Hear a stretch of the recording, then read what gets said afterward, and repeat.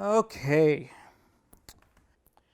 Last week was a real rough one. I needed to take a break. I needed to do a visual reset. I needed to refresh and reflect a little bit, reorganize my mind palace. And the way I like to do that is I like to take a road trip. Now, I do road trips intermittently throughout the year. Sometimes it's just a day-long trip like I did last week. As we're talking here, I'm going to show you some images and a couple video clips of some of the stuff that I went and saw last week. A road trip can be super simple. It can be a quick little day trip like I did last week. It can be a weekend trip to someplace fun and exciting and new.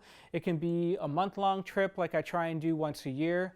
But it's important to actually get out there, because when you change your scenery and you change your line of focus, it really helps to recenter and reground you in your regular day-to-day life back in your normal environment. A lot of people have been shutting down their corporate jobs, have been abandoning their quote-unquote normal lifestyle, and they've literally been buying new or used vans and outfitting them for a super long journey, and there's a lot of people who have found a lot of success in that.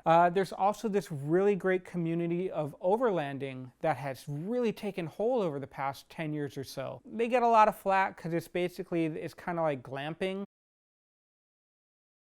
But man, if you look at some of the stuff that these overlanders are doing with their rigs, the communities that they're building, it's really pretty fantastic. I don't really fit into any of those categories. I don't have an RV, I don't have a hashtag van life, I don't have a crazy overland rig. I like to keep it simple. So I decided, with all my years and thousands and thousands and thousands of miles of road trip experience under my belt, I would share with you today some of the tips and insights to creating, going on, making, and having a really great and successful road trip. No matter what level of travel experience you have, this video will really help simplify things and make things as basic as possible. So with that said, thank you for coming along on this journey with me on Winter Le Master, and let's get to it after the jump. Who will save me?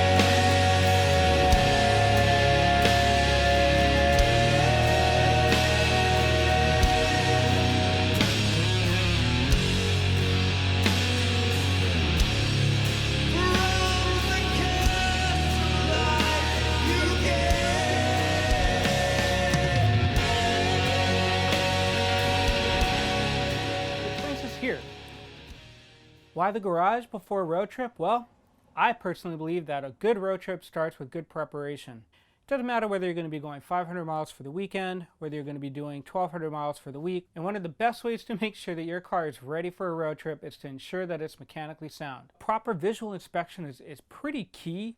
It's pretty simple. I personally try and check out my vehicle every couple weeks with just a quick little walk around. And these are some of the things to look out for. Lights. Do they work? Headlights, high beams, low beams, turn signals, brake lights, the parking lights, fog lights, daytime running lights if you've got them. You know how to turn on your lights, you know how to turn on your blinkers, you know how to turn on your hazards. So all of those things should be pretty easy for you to find. The next thing you want to do is you want to check your tires. Now, tires are a major factor for two reasons. One, safety. An over or underinflated tire or tires can lead to some serious handling issues, and that can affect things like your ability to evasively maneuver out of a dangerous situation. It may affect just the basic handling of the vehicle, and it may also affect your ability to turn and stop. The other thing is checking your tire's pressure. Tire pressure is really important because, as I said, overinflating can lead to safety issues, but over and underinflating can also affect your miles per gallon, or if you're in a hybrid, your basic driving range. So you want to get a tire pressure gauge. Some cars actually have your tire pressure monitors in the vehicle already. It's in part of your onboard computer system. You can just check it out. But most of my other rigs, like my ML55, they don't have that option. So I carry around with me a tire pressure gauge. The other thing that you want to look out for is to ensure that your tread and the condition of the tires is good. You want to look out for anything egregiously wrong. Is one side of the tire bald and the rest is good? Is your tire cracked? Are there, is there debris and screws and nails in it? Are there gouges in the sidewall? Does it not hold air? Once you do that little visual inspection, you're halfway there with making sure that your car is ready and sound for this drive. Now, the next thing is a little bit more detailed. You want to pop the hood, and you also want to look underneath the car and make sure that there's no weird fluids dripping or leaking under the car. It's like checking your transmission fluid, checking your oil, checking your brake fluid, inspecting hoses, making sure that lines for your coil packs or your spark plugs are all set, making sure that the stuff that holds the brake fluid or the coolant reservoir or even your washer fluid, making sure that those items are solid and safe and ready and can handle a 500 to 5,000 mile road trip. If you're not sure what to look for, there are a number of different resources online. Chris Fix is one, Legit Street Cars, a number of great YouTube channels that will take you and show you step by step how to do basic things. The reason all of these things are important, when you're driving around town, like your little neighborhood, whatever, and your car may, if it breaks down, you're close enough to a resource where you can call AAA and they'll tow it to your regular mechanic and they'll fix it. And it's really easy and it's no hassle. You can go to your house and then Uber or whatever. That's not the case when you're on a road trip. So for example, I took a trip out to Ghost Ranch and we took this kind of northern back roadway through New Mexico to get up to where Ghost Ranch is, but the car was overheating and we were about 100 miles, maybe 80 miles from any civilization, and we had no cell reception, and it was probably 105, 108 degrees where we were in the desert. And this can be a problem. It's fine if you're a resilient person who is okay with sitting on the side of the road for a few hours and hitchhiking, but if you've got a significant other, your partner, kids, a dog, and your car is broken down on the side of the road in 110 degree heat or in 30 degree, 20 degree, 10 degree weather and snowing and hailing, you're fucked. You tow your vehicle to the closest town. If you're there on a Friday after 5, good luck getting a small town service station to open up before Monday, right? So now you gotta find a place for you or all of your peoples and your animals to stay for a weekend. That's going to cost you money. The mechanic may not be familiar with your car. He may not even have parts on hand. So you could be looking at up to 4 or 5 days just to get your car back on the road. So the mechanical inspection is definitely a major, major key to making sure that your road trip is going to be smooth.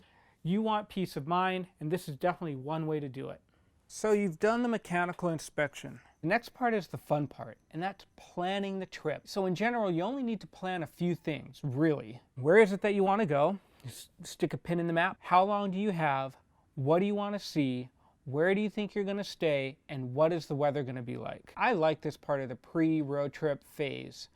I love spending hours on Google, looking at Google Earth and Google Maps, researching historical places or forgotten places, finding those out-of-the-way general stores or diners and cafes and truck stops or jeep trails, mountain passes, old forestry roads, ghost towns, old railroad towns, historic and forgotten buildings, beautiful landscapes, things that are stunning, things that are weird and unusual or unique, things that are iconic. So this planning phase is actually something that I really dig. Now, as far as where do you want to go, that's entirely up to you. 2 things that you want to keep in mind, especially when you're planning your trip. Number 1, the weather. Weather is a mixed bag, and it doesn't matter what time of year you're traveling or where you're traveling to. The weather can be a fickle, fickle beast. Is it going to be rainy where you want to go? Are you going to be driving through snow where you want to go? Is it going to be balls hot and then snowing? Is it going to be snowing and then raining? Is it going to be just hot?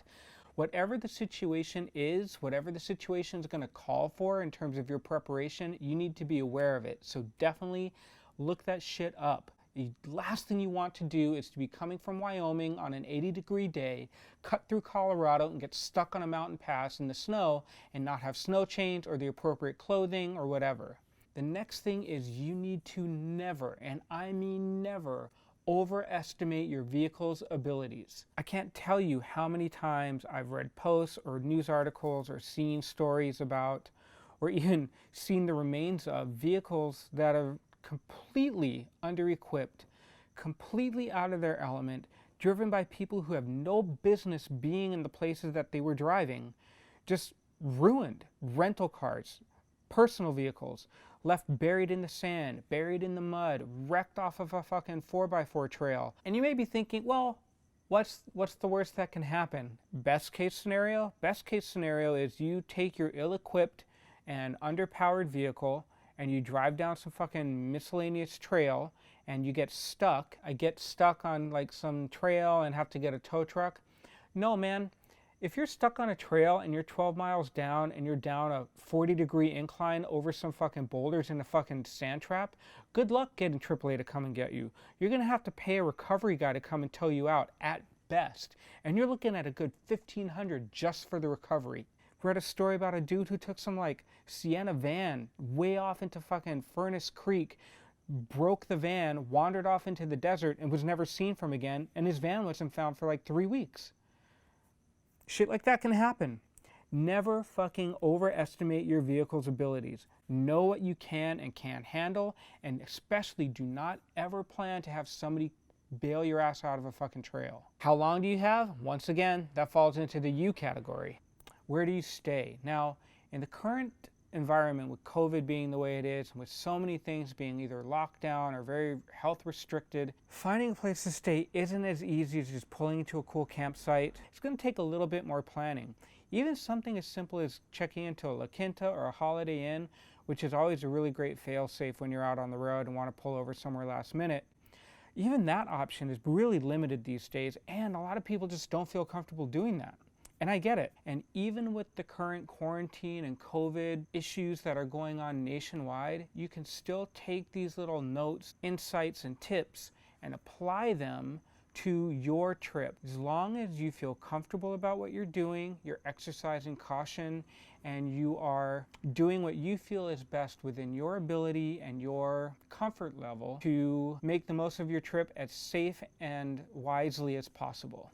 What do you want to see? Now, this is kind of where we get into that area where, are you a meticulous itinerary type of person? Are you just a little bit on the loose side of things where you can kind of skirt around a general plan? There's nothing wrong with having an itinerary and a plan, especially if the places that you were wanting to see or go have certain hours, or you have to buy tickets in advance, or they only allow a certain amount of people in. You want to capture a specific moment in time at a particular place, and you may want to plan your trip around seeing that accordingly. Regarding the people who like to have an itinerary, my buddy Kevin, Capturing the Machine, he made a really great video about planning the timing, where you want to be, locations, etc., because when he was doing his road trip with this BMW that he was shooting, they wanted to be in certain spots at certain times for certain types of lighting. And having that type of plan really works in your favor, especially if you're trying to capture some select moments.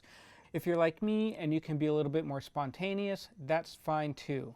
And the only reason I like being spontaneous on a road trip is because my day-to-day life in the real world is full of call sheets and meticulous schedules that tell me what I'm going to be doing from the time I walk on set to the time the shoot is over. I can tell you the last thing I want at the end of the day when I'm ready to unwind and hit the road is a freaking itinerary telling me what I'm going to be doing. Having a little bit of leeway, having a little bit of pad in your time really opens up opportunities for you to see things that not every single tourist is going to get to see, to experience things in a way that not everybody who's been there is going to experience them. And those are the types of things from road trips and vacations and explorations that you hold dear because they are truly yours. And you can choose to share them or not. I personally love having those moments that I know are so unique and so individual and so one of a kind that nobody's ever going to know about. So that's it for part one. We've covered the mechanical inspection and a basic overview of how to plan your trip. Coming up in a couple days, we've got part two where we're going to discuss what to pack and how to pack now that you know where you want to go, and also fun little road snacks and a brief little summary about the road trip experience in general. So thanks for joining me on part one for this one on Winter Lemaster, and we will see you in a couple days on part two. Until then, be safe, be happy, be sound, have fun. Like grains of sand, these moments slipping